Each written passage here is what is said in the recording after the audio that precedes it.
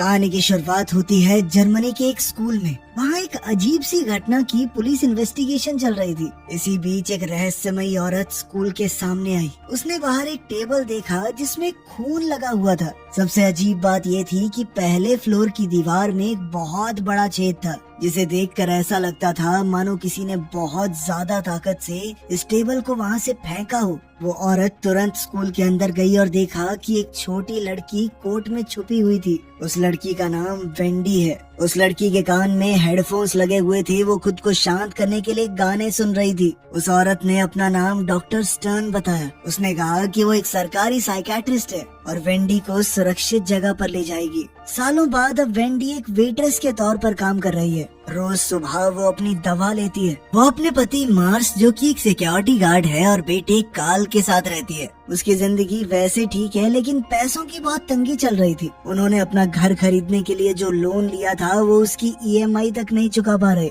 इसी वजह से वेंडी ने फैसला किया कि वो अपने बॉस से तनख्वाह बढ़ाने की बात करेगी। ब्रेकफास्ट के बाद उसने अपने पति और बेटे को बाय बाय किया और काम पर चली गई। काम खत्म करने के बाद उसने अपने बॉस के ऑफिस में जाकर कहा कि मुझे प्रमोशन चाहिए। मैं पिछले 3 साल से यहाँ पर काम कर रही हूँ। लेकिन उसकी बॉस ने सीधे तौर पर मना कर दिया और कहा कि वेंडी को अभी और ज्यादा सीखने की जरूरत है। अभी सही वक्त नहीं है, थोड़े टाइम बाद बात करेंगे। साथ ही उसने वेंडी पर और ज्यादा काम बढ़ा दिया। वेंडी को कचरा फेंकने वाले काम से बड़ी घिन आई, लेकिन फिर भी उसने प्रमोशन की आस में वो काम कर लिया। जब वो कैशियर के डब्बे के पास गई तो एक भिखारी उससे खाना मांगने लगा। बॉस को बिना बताए वेंडी ने उसे थोड़ा खाना तो दे दिया। उस आदमी ने उसका शुक्रिया अदा किया और कहा कि तुम हमारे जैसी हो। वेंडी को उसकी बात कुछ खास समझ नहीं आई और फिर जल्दी से अपना काम खत्म करके घर के लिए चल पड़ी। घर जाते वक्त कुछ आवारा गुंडे उसे छेड़ने लगे। उन्होंने पीछे से उसे आवाज लगाई, लेकिन वेंडी अपने हेडफोन्स लगाकर सीधा चलती रही।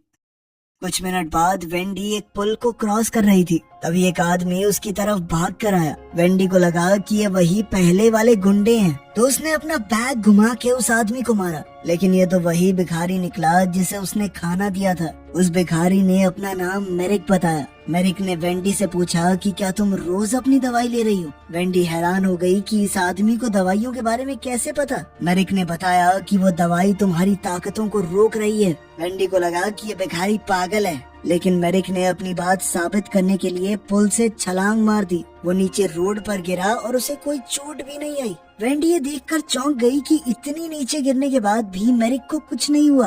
पर तभी अचानक से फुल स्पीड में आ रहा एक ट्रक मेरिक के ऊपर से चला गया। ये देखकर वेंडी को बहुत बड़ा झटका लगा। उसने इमरजेंसी नंबर पे कॉल किया और फिर तुरंत वहाँ से निकल गई। अगली सुबह वेंडी डॉक्टर स्टर्न के थेरेपी सेशन में गई, लेकिन उसने ब्रिज वाली बात नहीं बताई। सिर्फ इतना कहा कि उसने एक अजीब सा सपना देखा जिसमें उसके पास सुपर पावर्स थी। सिर्फ इतनी सी बात से डॉक्टर स्टर्न ने कहा कि तुम्हारी दवाइयाँ थोड़ी बढ़ानी पड़ेंगी। थेरेपी के बाद जब वेंडी घर आई तो उसने देखा कि घर खाली करने का एक और नोटिस मिला है। पैसे की प्रॉब्लम बहुत बढ़ रही थी, पर वेंडी को पूरा यकीन था कि कभी ना कभी तो प्रमोशन मिलेगा। एक और दिन वेंडी कचरा फेंकने गई और मेरिक को देखा। वो अभी भी जिंदा था और बिल्कुल ठीक भी। मेरिक ने बताया कि वो भी एक फ्रीक है, ऐसे लोग जिनके पास अलग अलग तरह की शक्तियाँ होती हैं। मेरिक के पास एक ऐसा शरीर है जिसे कभी तबाह नहीं किया जा सकता। अब जब मेरिक ने प्रूफ दे ही दिया था तो उसने वेंडी से कहा कि दवाई लेना बंद कर दो।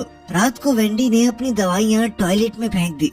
अगले कुछ दिनों में वेंडी को अजीब महसूस होने लगा। काम करते वक्त उसके शरीर में बहुत तेज दर्द हो रहा था। जब वो एक कस्टमर के लिए मील बना रही थी तो उसने स्टील ट्रे को गलती से बेंड कर दिया। जल्द ही उसे समझ आ गया कि उसके पास सुपर स्ट्रेंथ है। उसने ट्रे को छुपा कर रख दिया ताकि कोई देख न ले।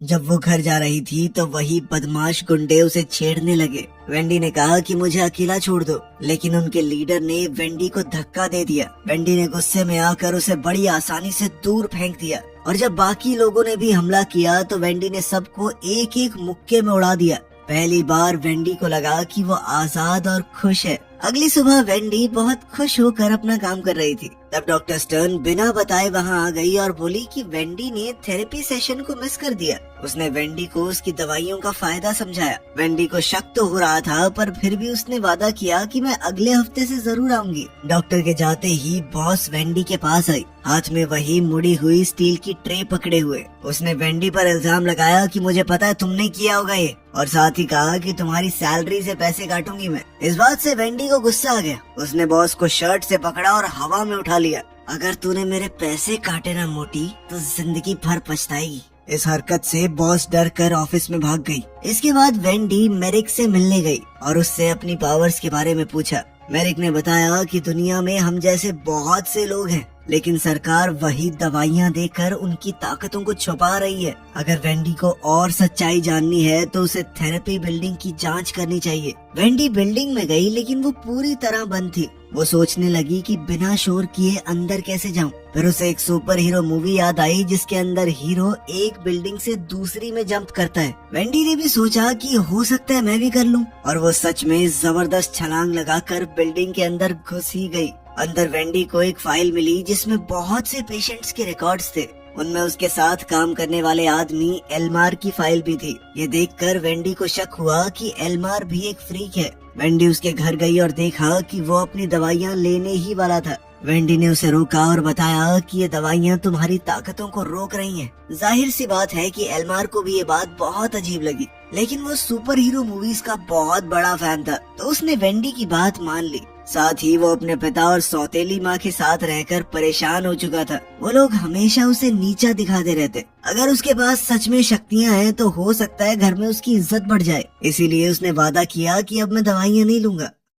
एक और दिन बीत गया और अब वेंडी और भी ज्यादा ताकतवर और कॉन्फिडेंट महसूस कर रही थी। वो धम से बॉस के ऑफिस में घुस गई प्रमोशन मांगने के लिए, पर इससे पहले कि उसकी बॉस कुछ बोल पाती, वेंडी ने कहा कि हाँ थैंक यू मेरी पगार बढ़ाने के लिए, और मैं काम बहुत अच्छे से करूंगी। दिन के आखिर में वो एल्मार से मिली। उसने भी दवाइयाँ लेना बंद कर दिया था। उसने वेंडी के सामने ही एक लैंप उठाया और अपने दिमाग की ताकत से उसे ऑन कर दिया। दवाई बंद करते ही एल्मार को समझ आया कि उसके शरीर से बिजली निकलती है। यही है उसकी सुपर पावर। वो दोनों रात को बाहर गए बात करने के लिए, और उन्हें समझ आया कि बचपन से उनकी ताकतों को दबाया जा रहा है। एल्मार को तो अब यकीन हो चुका था कि उनकी ताकत भगवान का दिया एक तोहफा है, और उनके जैसे लोग कुछ बड़ा करने के लिए बने हैं, जैसे मार्वल्स के सुपर हीरोज। लेकिन वेंडी सबसे पहले अपनी पैसों की दिक्कत को सॉल्व करना चाहती थी। इसी वजह से जब वो लोग एक एटीएम के पास गए तो वेंडी ने उसे लात मार के खोल दिया और सारे पैसे निकाल लिए ताकि घर की ईएमआई भर सके। इसके बाद उसने एल्मार से कहा कि थोड़े पैसों से तो एंजॉय करना भी बनता है, और फिर दोनों एक नाइट क्लब में मजे करने चले गए। रात को वेंडी ने देखा कि कुछ लड़के एक लड़की को तंग कर रहे हैं, तो उसने आगे बढ़कर उनसे कहा कि वहाँ पीछे वाली गली में चलें क्या।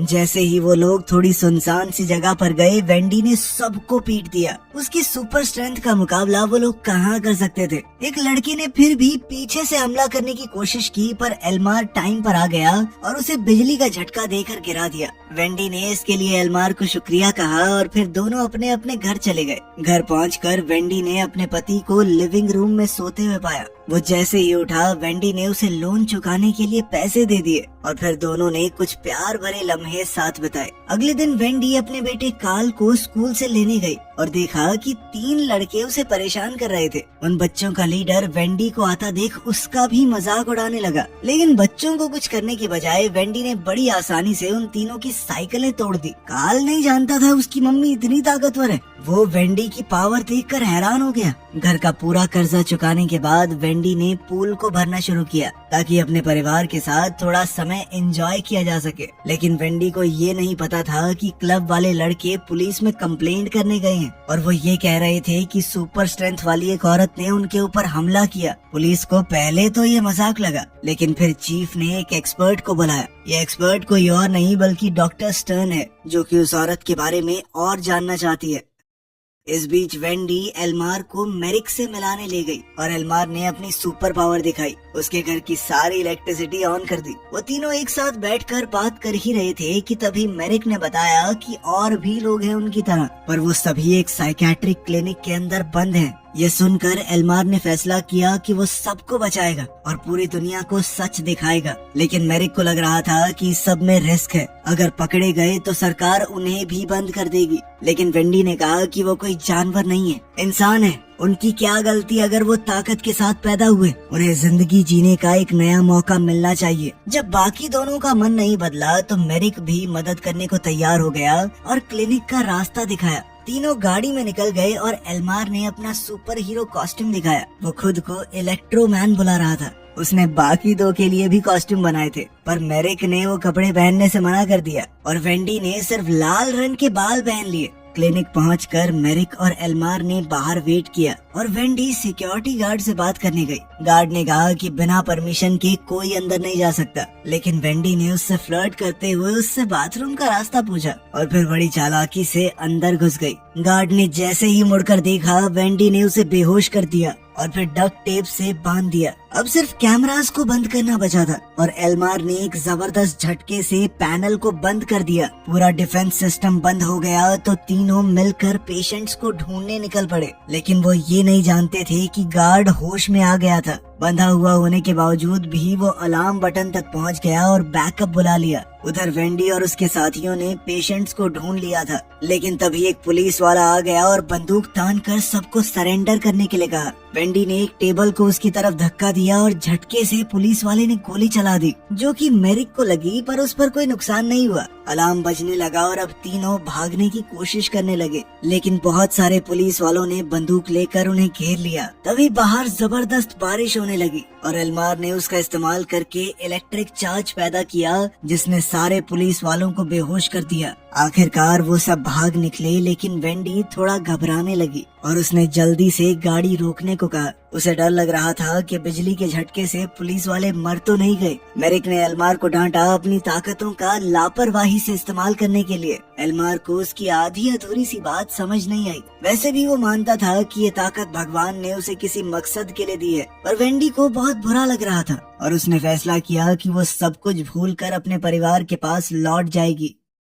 उसने अपने घर पर एक पार्टी रखी और पड़ोसियों को बुलाया अपने परिवार के साथ समय बिताने के लिए। लेकिन एल्मार अपनी ताकतों का इस्तेमाल करना नहीं छोड़ना चाहता और अब उसे कहीं ना कहीं डर था कि मेरिक उसे रोकने की कोशिश करेगा। तो वो डॉक्टर स्टर्न के पास गया और कहने लगा कि मैं थेरेपी कंटिन्यू करना चाहता हूँ। उसने ये भी कहा कि मेरे साथ कुछ अजीब सा हुआ। एक भिखारी है, उसने मुझे कहा था कि दवाई छोड़ के देखो। ये सुनकर डॉक्टर स्टर्न ने पूछा कि वो आदमी कौन है, और एल्मार ने बड़ी चालाकी से उसे मेरिक की लोकेशन बता दी। कुछ घंटों बाद बहुत सारे एजेंट्स बंदूकें लेकर मेरिक के ठिकाने पर पहुंचे। उसने भागने की कोशिश की पर पकड़ा गया। वो लोग उसे पकड़कर क्लिनिक ले गए। वेंडी को इस सब के बारे में कुछ नहीं पता था और वो अपने परिवार के साथ समय बिता रही थी। तभी एल्मार उसके घर पर आया सुपर हीरो कॉस्ट्यूम पहनकर। वेंडी ने उसे अंदर बुलाया और पूछा कि तुम यहाँ क्या कर रहे हो। एल्मार ने वेंडी को बताया कि मेरिक पकड़ा गया और अब उसे डर लग रहा है कि अगला निशाना वो लोग होंगे। जिसके बाद उसने कहा कि मैंने एक तरीका ढूंढ लिया है जिससे हम अपने आप को बचा सकते हैं।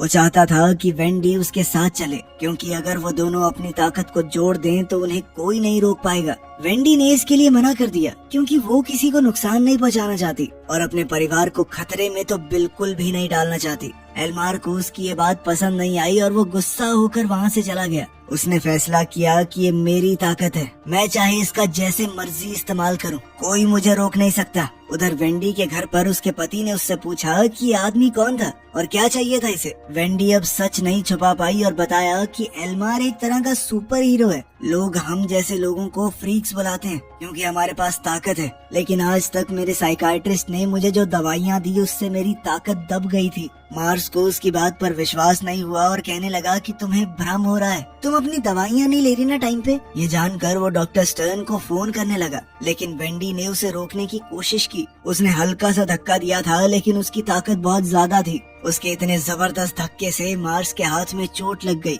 सभी मेहमान भी ये देखकर चौंक गए। उनका बेटा कार्ल भी पूछने लगा कि माँ आपने ऐसा क्यों किया। वेंडी को अपनी गलती का एहसास हुआ और वो घर से भाग गई। काफी देर तक सोचने के बाद उसने एल्मार से मिलने का फैसला किया। एल्मार इस वक्त अपने घर पर ही था। उसके पिता उससे बात करने आए और कहा कि मैं थक गया हूँ अपने बेटे को अपनी जिंदगी बर्बाद करता देखकर। बाहर जाओ, कुछ काम करो, क्या सारा दिन ये कॉमिक बुक्स पढ़ते रहते हो। एल्मार ने भी अपने मन की बात कही उसने बताया कि मेरी माँ के मर जाने के बाद मैं तरसता रहा आपके प्यार के लिए, लेकिन उसके बदले मुझे हमेशा सिर्फ आपकी डांट मिली और जिंदगी में कुछ करने का प्रेशर। आपने कभी पूछा मैं क्या करना चाहता हूँ? ये सुनकर उसके पिता को बुरा लगा और उन्होंने उसे सॉरी कहा। दोनों एक दूसरे के गले लगे, ऐसा लगा सब ठीक हो गया है। लेकिन अभी भी एल्मार के मन में गुस्सा भरा पड़ा था। उसने अपने मन में भरे हुए सालों पुराने गुस्से की वजह से अपने पिता को मार डाला। उसी वक्त वेंडी वहाँ पहुँच गई और ये देखकर डर गई, लेकिन एल्मार को इससे कोई फर्क नहीं पड़ा। उसने कहा कि हम दोनों खास हैं,